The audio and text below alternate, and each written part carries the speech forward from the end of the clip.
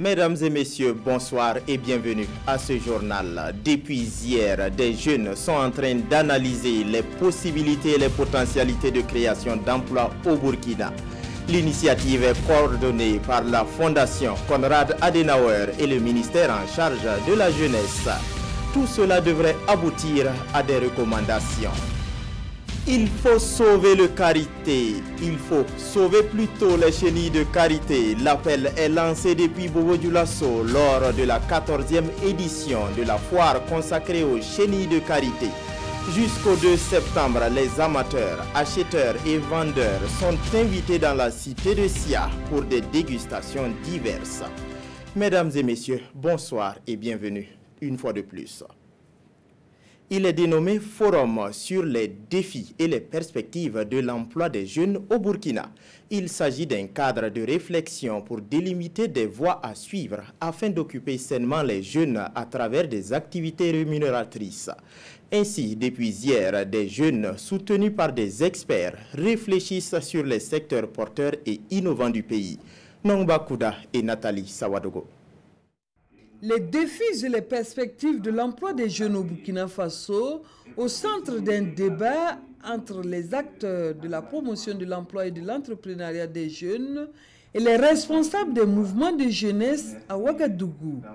Ensemble, ils mènent la réflexion ici pour permettre une bonne prise en charge de la question de l'occupation des jeunes afin de maintenir la paix sociale. Partant de là, garantir un développement durable et harmonieux de ces jeunes dans l'économie et l'entrepreneuriat. Nous avons prévu de faire un aperçu sur la situation socio-économique du pays, mais aussi les perspectives économiques qui peuvent s'offrir également au pays, tout en faisant un lien avec les mécanismes qui existent déjà dans le pays, c'est-à-dire les mécanismes de promotion de l'emploi au Burkina Faso, mais aussi les mécanismes de financement de l'entrepreneuriat et de l'emploi des jeunes au Burkina Faso. Toute initiative tendant à promouvoir effectivement l'emploi des jeunes au niveau du Burkina Faso, le ministère de la Jeunesse donc, ne peut qu'accompagner, ne peut qu'adhérer effectivement à ces initiatives,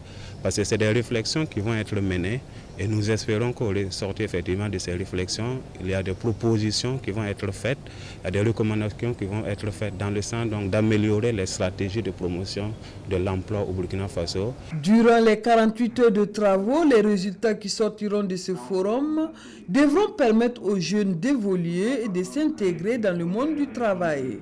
En outre, les recommandations et les bonnes idées de pratique devraient faire l'objet d'une large diffusion pour permettre aux jeunes de mieux s'orienter dans le monde des projets. Toujours des jeunes soucieux du développement de leur pays. Des réseaux se sont constitués un peu partout en Afrique pour promouvoir la santé pour tous.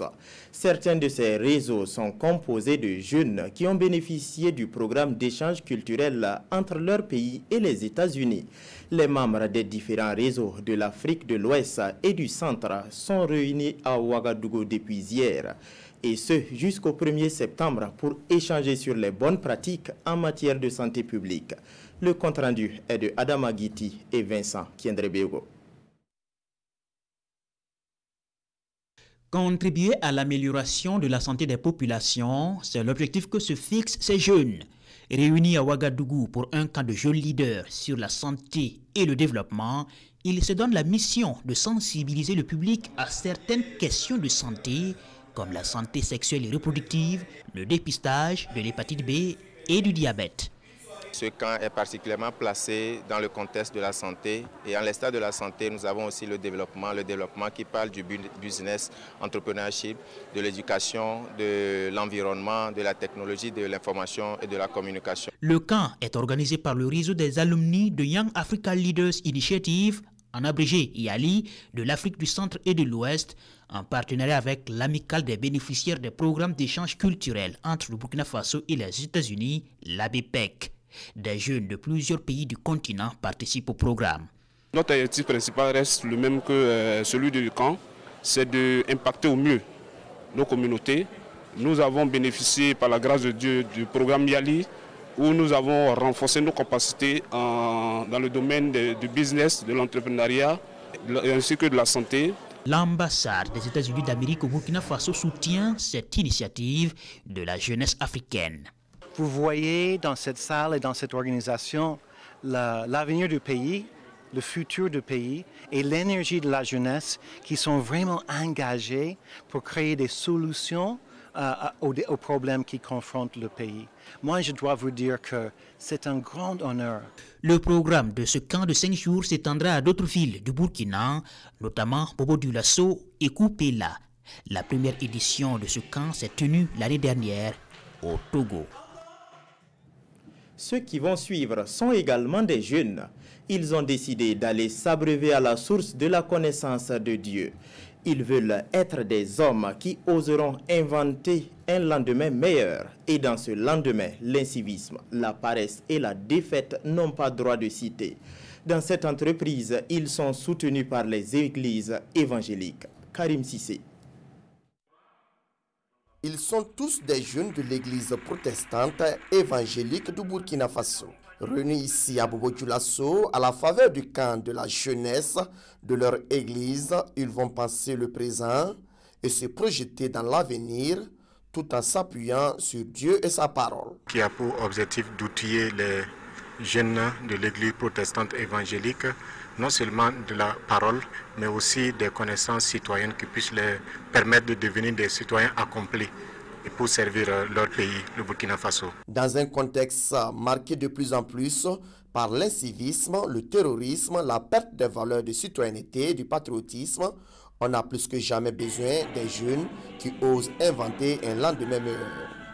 Et ce camp offre cette possibilité à la jeunesse. Les soutenir va les permettre de s'engager davantage pour l'œuvre de Dieu à travers ces camps de jeunes où l'enseignement est axé sur la Bible et ça permet aussi de former des jeunes pour leur vie future. Je vais joindre donc ma voix celle des principaux intervenants donc pour souhaiter bon courage donc aux différents responsables qui encadrent donc cette jeunesse-là, les encourager encore à aller de l'avant.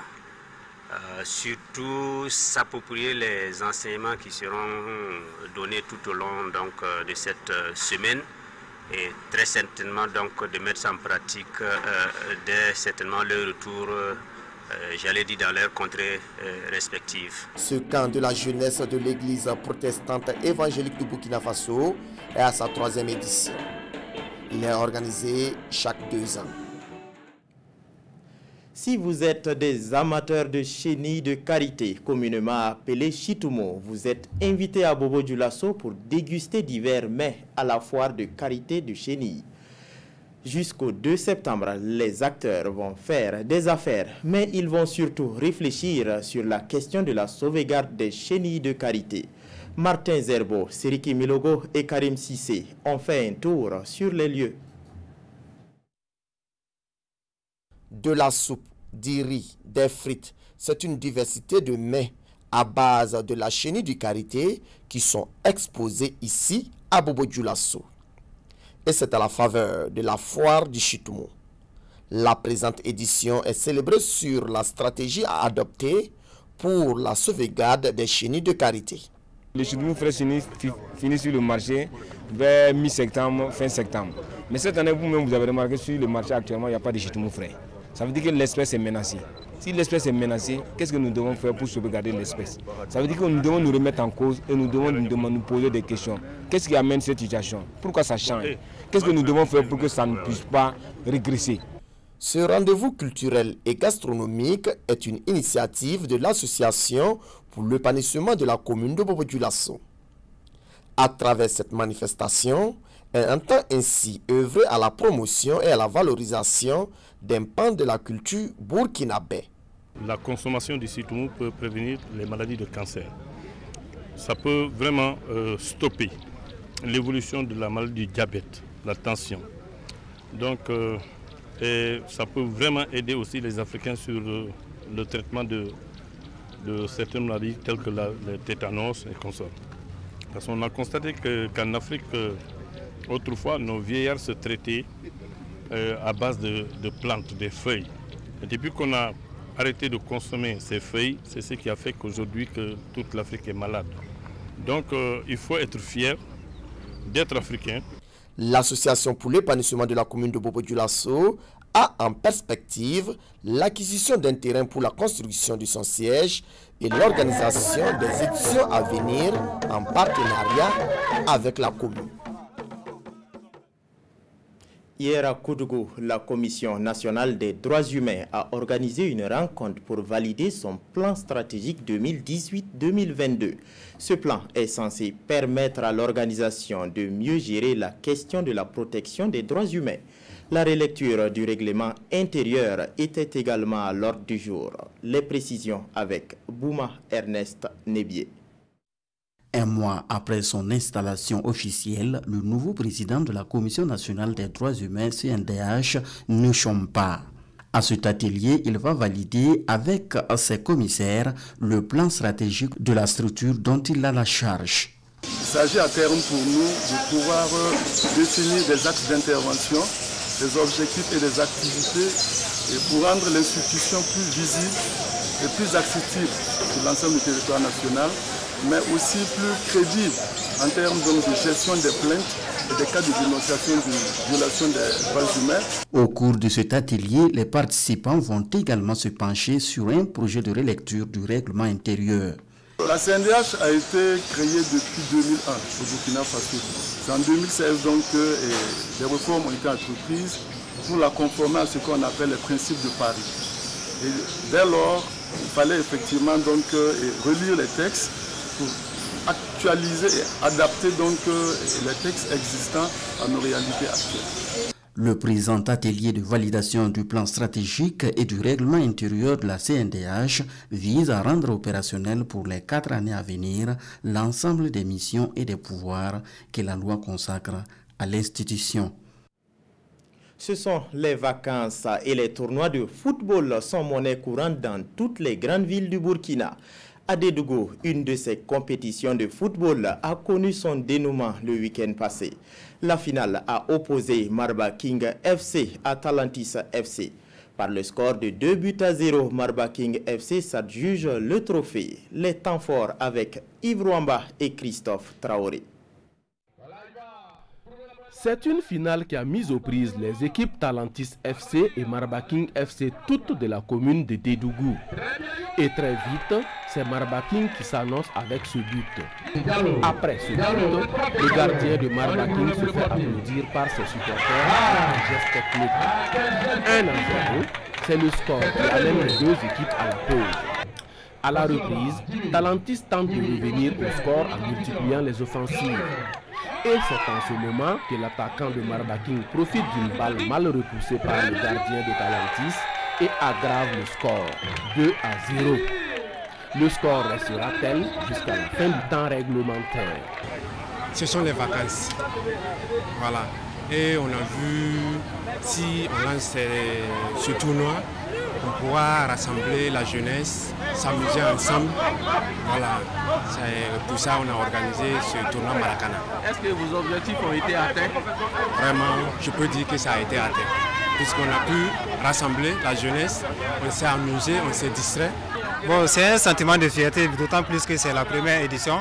Et être la première équipe à remporter une première édition d'une coupe, il n'y a rien de tel quoi. Voilà, donc nous ne pouvons qu'être contents. Alors, quel a été votre secret? Bon, c'est le travail.